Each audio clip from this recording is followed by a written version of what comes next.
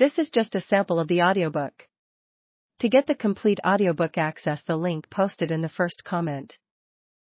It is a close, windless day in late summer, and the downstairs room is slashed by long strips of light. The sun glowers at him from outside, the windows latticed slabs of yellow, set into the plaster. He gets up, rubbing his legs. He looks one way, up the stairs. He looks the other, unable to decide which way he should turn. The room is empty, the fire ruminating in its grate, orange embers below soft, spiralling smoke. His injured kneecaps throb in time with his heartbeat. He stands with one hand resting on the latch of the door to the stairs, the scuffed leather tip of his boot raised, poised for motion, for flight. His hair, light-coloured, almost gold, rises up from his brow in tufts. There is no one here.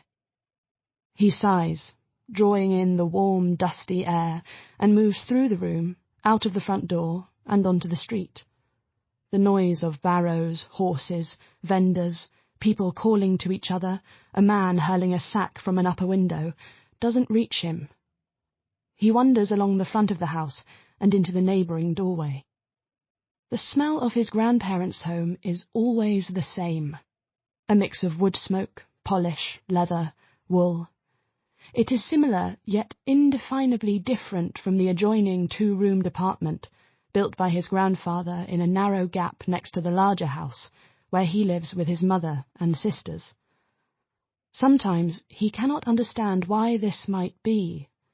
The two dwellings are, after all, separated by only a thin, wattled wall, but the air in each place is of a different ilk, a different scent, a different temperature. This house whistles with draughts and eddies of air, with the tapping and hammering of his grandfather's workshop, with the raps and calls of customers at the window, with the noise and welter of the courtyard out the back, with the sound of his uncles coming and going. But not today. The boy stands in the passageway, listening for signs of occupation.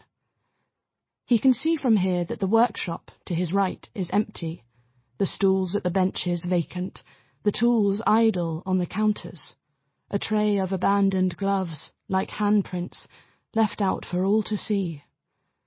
The vending window is shut and bolted tight. There is no one in the dining hall to his left.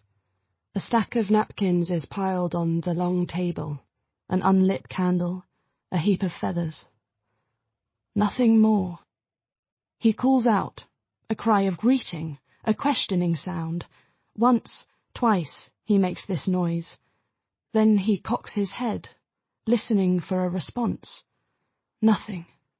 Just the creaking of beams expanding gently in the sun, the sigh of air passing under doors, between rooms, the swish of linen drapes, the crack of the fire, the indefinable noise of a house at rest.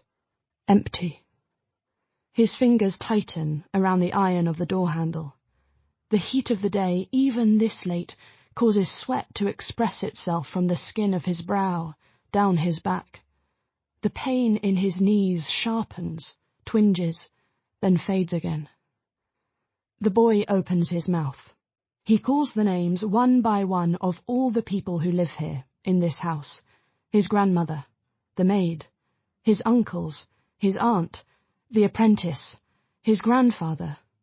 The boy tries them all, one after another. For a moment, it crosses his mind to call his father's name, to shout for him, but his father is miles and hours and days away, in London, where the boy has never been.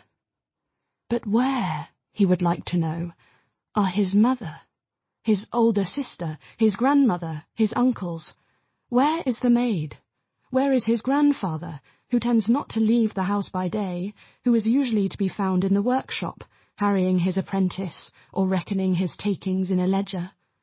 Where is everyone? How can both houses be empty? He moves along the passageway. At the door to the workshop, he stops. He throws a quick glance over his shoulder to make sure nobody is there, then steps inside.